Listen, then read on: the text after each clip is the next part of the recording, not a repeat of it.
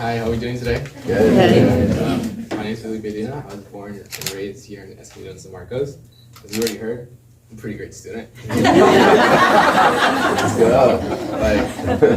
To be honest, being told that, oh, you're on track to get in an AA before you even get into college is something that still hasn't hit me yet. Something unique to me. I worked really hard to get to this position where I am, but it has always not been like that. My story starts back in 5th grade. 5th grade is a very unique year for me, particularly because it was moving on from elementary to middle school. It's like a big transition, you know? So you're only just instead of having one teacher, you're gonna have 6 teachers, you know? I was excited for that. But it wasn't just all excitement. I rather had some issues going at home, like with my parents and marriage kind of falling out, already going to that. So when my parents' marriage started to fall out and everything, I got in the middle of it. My mother was an immigrant into this country, and my father as well. But my father had had his green card already for 3 years, and my father would constantly hold it over my mother's head of calling immigration on my mother.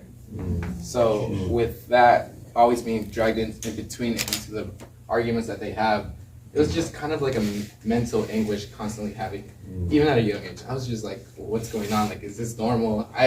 For me, for a while, I thought it was normal. I just thought like, oh, this is how marriages work out. And I'm just like, wow, this is not what I want, you know? And so my mother ended up getting detained by immigration during my 5th grade year because my father did end up calling ICE on her after an incident between them. And I was at my grandma's house when I found out, and my father got beat up that same night. He ended up with a black eye. So the night before, everything was perfectly normal, you know? It was just eating dinner with my family. The next day, I'm in the hospital seeing my father with a black eye, and my mother in a detention center in a thigh. So it was just completely bam. Yeah. And then with my world just completely flipped upside down in this moment, I was lost in words and everything. So with that happening, my father sold our house that, if you go in the front, 643 North Midway Drive, you see in the little cement, you see my handprint along with my 2 other brothers in the front cement. It's we're a home that I once cherished is something I now see as a nightmare because there were so many arguments in that house. I just rather just forget it completely. So, wait. So my parents' relationship was going downhill. But while my mother was in the immigration detention center for 3 months, during those 3 months, we became homeless. We sold our house. We lived in the corner of a bedroom of this size right here with my brother and my father, only having the bare minimum necessities and the rest being sold or being put in a storage unit for extra cash. So my father, during those 3 months, had me, right? I had no really contact with my mother, and the times I would see her, it would be through a screen, on calling through a phone. Seeing her in a cell and a jumpsuit completely changes the image of the person that you have. Idolizing your parents is something that a child should cherish and keep until forever. But seeing that, oh, criminals are bad and everything, they wear this, and seeing your mother in it just completely changes the image of yourself and the way you idolize your parents, especially the time when your father is completely trying to torn your relationship between you and your mother. During those 3 months, I was told so much stuff about my mother that I don't want to remember. And those are the reasons why I didn't tell my parents to come. Because I knew I was going to say some stuff and I don't want to say it to them. So it's kind of hard. Just I can't invite my parents to certain stuff because I have to say certain stuff, you know, to share my story. And I don't want to make them relive through that because I relive through that pretty often, you know? So, wait. So those 3 months, when my mother came out, I saw her with an ankle brace the first time. And when I first time saw her, I was totally really manipulated already. I was already told my mother is a bad person. My mother cheated on my father. My mother is all this. And when I first saw her, I was just like, what do I do? Do I hug her, embrace her, and tell her how much I miss her? Or do I tell her how much I hate her and this is what all of this is her fault? But I was lost in words when I first saw her, and so after the first time I saw her, it was just a difficult situation, and I tried to rebuild my relationship with my mother. My mother wanted to go live with my grandma for a while, and we still lived in the same area with my uncle in the corner of the room. But I would constantly be pulled into the arguments. I thought the arguments would end once my mother had gotten out the detention center. Like maybe they had a cool down moment. They got to an escalation point where like it's done.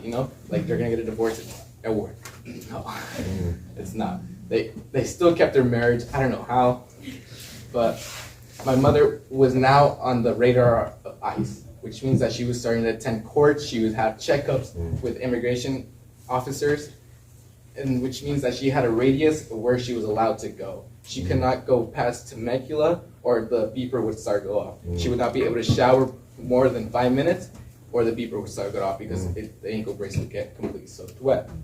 So it was just kind of like a new change. And I just remember one specific night where the arguments had gotten so bad that I told my mom that I didn't love her. I didn't want to see her ever again and that this is all her fault.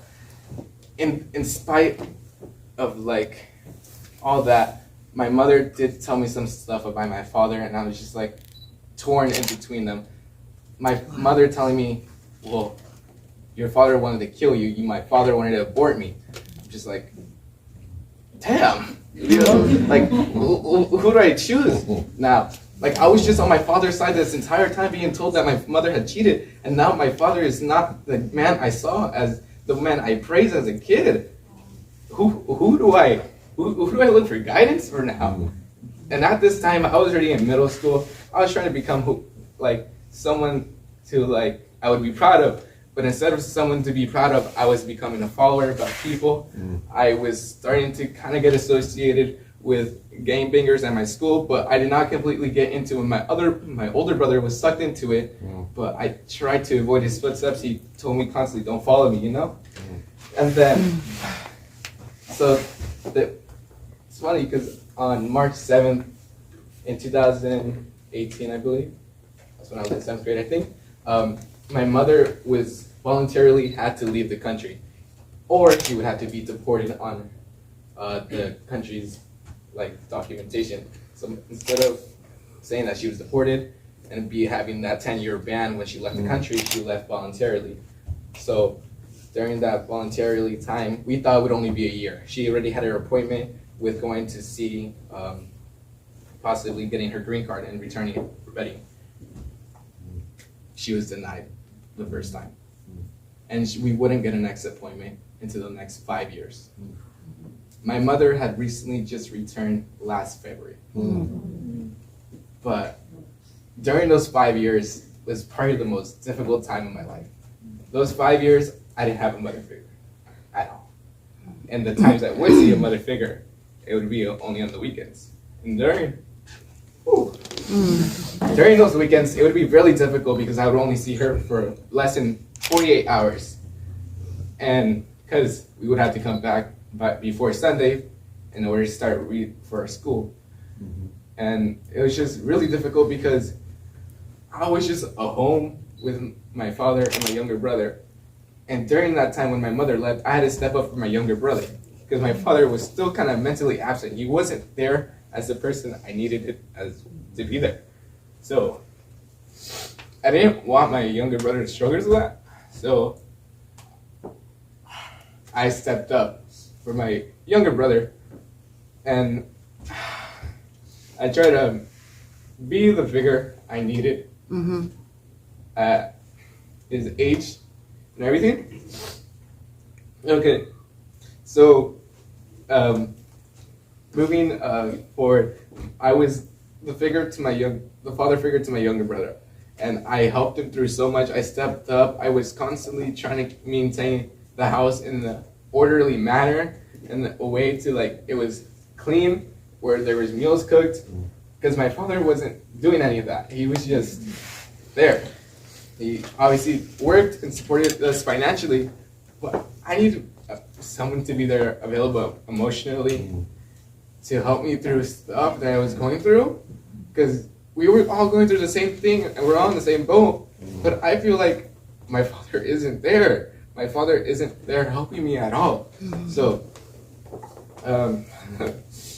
in order to stay into Escondido, when we sold our house, my father and I made a deal that I would receive straight A's until I graduated from high school. So he would allow to buy us a house here. We were gonna move up in Hemet, where it was a lot cheaper and everything. But my father made a deal with me. He said, I'll buy a house here in Escondido, but you have to have straight A's. And every time my grades dropped to a B, oh my God. It was the end of the world, I'll be honest with you. Like, I was terrified to get a B on an assignment, because knowing that if my father found out, he would sell the house. He legit said, I always have a foot outside the door. I will sell the house if you drop a letter graded in my class. And if you see on my transcripts, it's just A's and A's and A's. Other people would be so proud of it, but I see just another side of the story where I was kind of forced to it, but I kind of am grateful for all this occurring in my life. If I did not have that deal with my father, I would not have the work ethic I have for myself now. Without that work ethic, I would not be in the position I am today and standing in front of you giving this speech about how much I've accomplished during these couple years. Within these years, I've accomplished kind of a lot. I passed more than 15 college classes. I'm on track to receive an AA degree. Hopefully, my dream school is UC Berkeley. I plan on pursuing a degree in computer science, as pays a lot. But like, it's also my enjoyment as well, because I enjoy being with computers and everything. But I also want to have my business on the side, because I want to be my own boss someday, But I'm grateful for all these things occurring. I don't hold any grudges to my parents. I got over that past the years. Me and my mother's relationship rebuilt during the time that we spent together in quarantine. Because I lost 50 pounds, 50, during quarantine. All right. Because I was struggling with child obesity a lot through my years, and I was also bullied for that. Like during COVID, I was like, I'm gonna get my stuff together. I'm gonna get my stuff together. I lost my 50 pounds. I gained 5 pounds of lean muscle mass. All right. You can tell. But what I'm trying to say is, without all these issues I was going through, I would not be in the position I am today, which is why I don't hold it against my parents. I'd rather still praise them and everything. But they're a little crazy sometimes. But it's their first time living too. Like, I'm not gonna hold it against them. I'm just gonna move on and just see what I want and cherry pick what I want, the characteristics from my parents I want, and keep in my life, and discard the rest of where I don't want for my rest. So thank you.